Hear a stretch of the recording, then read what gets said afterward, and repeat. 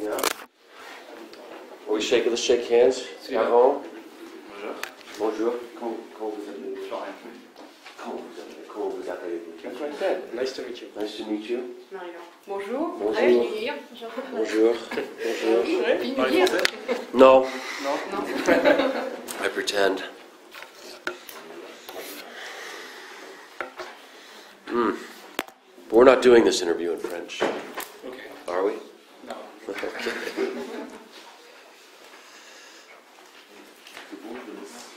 C'est bon?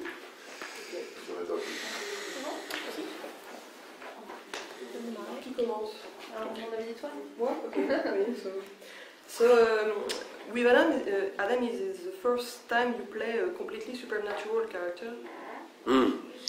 Let's see. Well, I guess you could say that.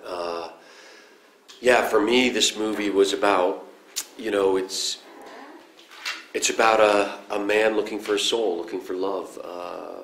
It's about a man who was rejected by his father, that's trying to find his purpose in life. That's what attracted me to the movie, was the element of, when I read the script, I thought, wow, isn't this just like my life, my teenage years, when I was a teenager and I thought that I was ugly and I didn't know what I was going to do with my life and everybody hated me and I was scared and, didn't like my parents. I thought, wow, that's just like every teenager out there, basically looking for who they're going to become in life and that struggle. And that's what I found like when the story of Frankenstein is one that everybody can relate to. So that's what I liked about the script. Mm-hmm. But on the original story by Mary Shelley, the creature is a very deep, it's a very psychological story. Yes. Well, in the history of cinema, we go from Mary Shelley. He's very sensitive. He's very perceptive. He's a good learner. He's adept at observation. He survives. He's got all this guilt about being a son rejected, in his life. But he wants love, and he's frightening to other people. And then in the cinema, we've kind of gotten away from this, where he was had the bolts and the square head and all this, and he didn't move very well and he didn't speak very well. When I read Mary Shelley's again, and then I compared that to the cinema, I said, that's not Frankenstein, the cinema.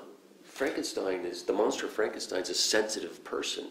He wants love. That's what he's looking for. That's all he wants in his life. That's what it's about. So how can I put that in this movie? Basically, that's why, look, this is a different movie, obviously, than Mary Shelley's Frankenstein. It's very different. It's in a fantastical world that deals with gargoyles and demons. But at its essence, to me, it's about a man looking for love. And then obviously all the other stuff. So I think, really, from where I came from, it was more where Mary Shelley was coming from, which is a guy that's trying to make his way in the world. Yeah.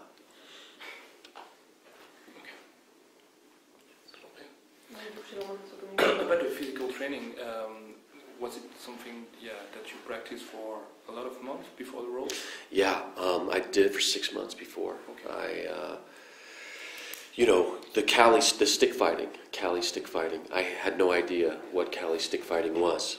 And I read the script. I said, what about these sticks? Is that really going to be sticks?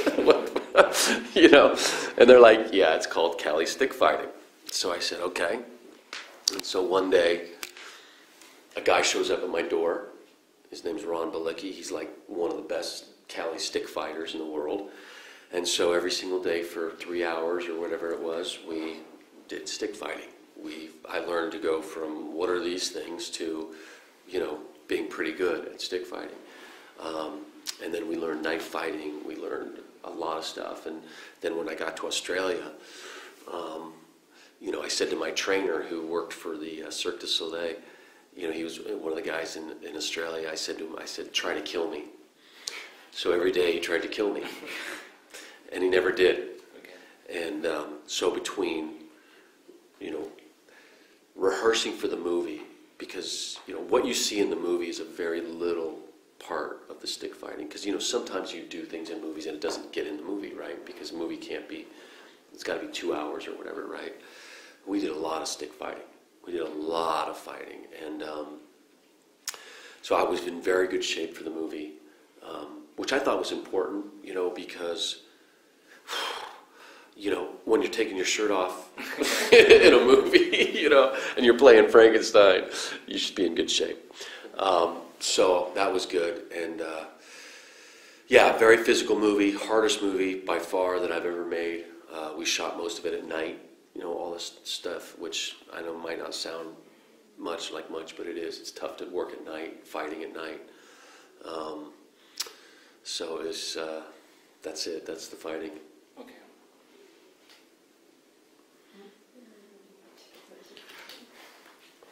You. Go ahead. You seems to be used to play a character with a dual personality. How did you prepare this role, and how did you manage to reinvent this classic monster? Well, it wasn't me. It's really the script that reinvented him. Stuart Beattie, who's a writer and director, it's his story. You know, he imagined the whole thing, the gargoyles and the demons. He imagined the stick fighting. You know, Stuart took martial art. You know, he was a black belt. And while he was getting his black belt, he did a little bit of stick fighting. And he said, oh, wouldn't that be cool to be in a movie? So that's how stick fighting got to be in the movie. You know, I'm an actor. I like to do different things. You know, people say, well, why would you want to do this? Why would you want to do that? I'm an actor. You know, I'll do anything. You know, whether it's a good guy or a bad guy, or it doesn't matter to me. You know, I just like to act. And this is a different thing for me. It puts me in a different atmosphere, gets me working with different people. I get to have different thoughts. You know, in terms of getting the character, I thought really, you know, people ask me, did you look at other, like, people who played Frankenstein before? And that's not how I work. I said, when have I ever felt like this? When have I felt like, you know, I was unloved and unwanted, and I tried to go down and find those spots and do that. As far as, you know, Frankenstein, you know, portraying a character in a movie that says Frankenstein when everybody around the world knows Frankenstein, and there's a lot of pressure on that. It's scary because, you know, a lot of people are going to be mad. You know, a lot of people are going to, you know, they have their idea of what Frankenstein is, right? Just like they have their opinion about who plays Batman and who plays Superman and that, you know, everybody's got their ideas, right? Well, what's yours about Affleck? Oh, no, I love Ben. I thought it was actually a very good choice, and I thought Ben was great. But you know, you can't please everybody, so we'll see. It'll be interesting when the movie opens to see what people think. You know, I think that people that love Mary Shelley are not going to be so happy, right? But kids that don't have any, you know, idea about it, they're going to be happier. You know, they're going to love the stick fighting, and they're going to love the beautiful gargoyles and all that. And look at the audiences today too. They want all that and they love that. You know, it's, you know, so it's got a bit of both. What I love about this movie is it has thematically, it's very archetypical. It's about the journey of life. It's about your life, my life, you know, your life, about finding what you want to do in life, having the courage to listen to your instincts, listen to yourself, and having the courage to follow through and follow your dreams. To me, that's what it's about. It's about letting go of our parents, all their shit, you know, and becoming our own person. It's about good and evil. So I think the base of the movie is very solid in that respect. It's probably more than you wanted to know. That's fine. So you were half burned in The Dark Knight. Mm-hmm. Now you've got a lot of scars in I, Frankenstein. Yeah. Do you find pleasure in become ugly? Pain. Try to become ugly. Find pleasure in pain. I like dressing up for characters, because, you know, like in the old theater, they have the masks, right? They have the happy and the sad face. You know, if we did an exercise and we put a mask and we all got different masks and put it on us, and then we let those ourselves become those characters. Maybe you've done it in acting school. It's unbelievable what happens to you. You would all of a sudden become a completely different person, depending on what your mask was. So when you're sitting in makeup for 2 or 3 hours every morning, you're staring at a mirror, and they're putting on this, or it's the half face, or whatever it is, you really start to get angry at your father. You all of a sudden, after 2 hours, you're just fucking going like this, and you want to kill somebody. You know what I mean? That's what happens. So it's good, and the clothes, and you would, like if you put on a suit or whatever, it has such an effect on your body and your thoughts, that it helps. So when you're playing a character that doesn't have scars and that, you have to make them up. You have to look at something like, I'll look at somebody's eyebrow or something like that, and I'll figure out why I hate that eyebrow. What that eyebrow did to me. You know what I'm saying? So that when I'm looking at that person, all I can see is their eyebrow. So you got to play games with yourself. But, and for Two-Face, the thing about Two-Face was, nobody knew what Two-Face was going to look like. Right. Because that's computer, right? So I'd say, so Chris, what's this going to look like? And he would be like, well, it's going to be like this, and you're going to see your teeth. But when I saw Batman for the first time, I was like, whoa. That was impressive. That was insane. It was totally insane. Yeah, so it was cool. Like the gargoyles in this movie, like I had no idea what they were going to look like. The director, when you're running along and they say, look back, and you look back like this, there's nothing there, and you're like, what am I looking at? And then to see the movie, and you see this beautiful gargoyle coming in, he's picking you up, and the strength, and like that, it's like, whoa. You just don't know it's going to be there like that. All that helps. But No, allez-y. More than the Mary Shelley's book, the movie is based on the comic book. Remember that? Yeah, I think was the base of it, the inception of it. Yeah, the comic book, and then Stewart took the comic book and he said, and he goes, You know what I'm saying? It's so like, yes, the comic book, Mary Shelley's, but really it's Stewart's vision of this world. Stewart conceived of this world, conceived of the rules. There's a lot of rules in the movie. You know what I mean? The demons die when this happens. He came up. That's all Stewart's, thing. So I think once Stewart got involved with it, he just started changing everything. Yeah. It's a totally different. And do you read the comic books? Let's see. I have. I've read some Harvey Dent, Harvey books. I'm not a huge comic book fan. I like things that, but I think comic books are good for this kind of movie and for The Dark Knight because they are very thematic, they're very heroic, they're to the point, they're black and white. There's no gray area in comic books, It's either I'm going to kill you, you're going to kill me, we're going to have sex, Comic books are also generally very misogynistic. Do you know what I mean? And the guys are very old school stuff. So there's a strength in comic books that I think work well for the movies. And even women comic books, right? Obviously it's the same thing, right? For strong women characters. And I don't know, like for Angelina Jolie she did a comic book, right? Didn't she? I don't think so. Who's Angelina Jolie? You got Angelina Jolie? Angelina Jolie. Angelina Jolie. She did it. Anyway. No, I don't think so. Oh, except the comic book Tomb Raider. Yeah, that's right. Tomb Raider. Yeah. Wanted. Yeah. Yeah, she did one. She did Wanted. But she was very strong in Wanted. Yeah. Okay, forget that. What was the most difficult scene in the film for you? It was the sticks. Very hard. Very dangerous, very hard. Very, very, very, very dangerous. You know, because when you're in a movie and you're acting, you're not pretending. You want to fucking kill that guy. And so you're like, you know, like this, right? And you're hitting hard, but you're stopping at a certain point. Like I would go like this here.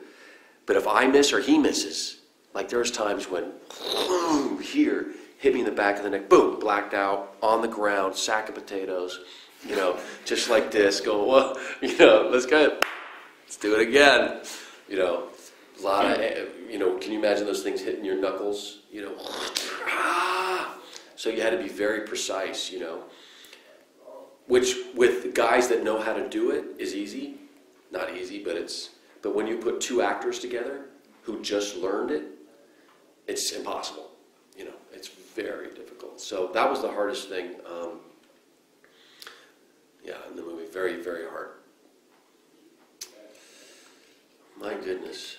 I have some questions for you. You've been hurt. Oh, yeah. I'm sorry for you. What, you what? I'm sorry for you. Yeah, well, that's what happens. The problem is that, yeah, I mean, it happens on every movie. I remember breaking my arm on one movie. I remember jumping off a rock, hitting the ground, breaking my arm, knowing I broke my arm, and then saying, keep on shooting, you know. And it's in the movie. And then I didn't go to the doctor or anything, no cast or anything like that. And I finished the movie with a broken arm. I know guys have, because you can't afford to get hurt in the movies, you know. Like I just was talking to Jake Gyllenhaal. You guys heard the story when he put his hand through the mirror. Yeah. I saw it. It's got these huge stitches right here. And I said, why'd you do that? He goes, I have no idea. And you don't think you are just too old for this kind of movies? That I'm what? Too old? old? No. You don't want to play in more independent movies? Well, what does that have to do with my age? Yeah, sure. You know, I mean, it's interesting about being old. You know,